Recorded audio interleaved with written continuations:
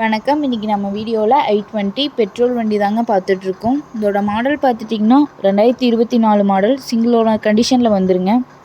Kilometre பார்த்துட்டிங்கன்னா 60,000 kilometre ஓடி இருக்க சர்வீஸ் ரெக்கார்டுங்க.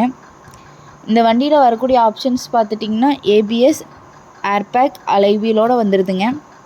டயர் பார்த்துட்டிங்கன்னா 80% கண்டிஷனில் இருக்குதுங்க.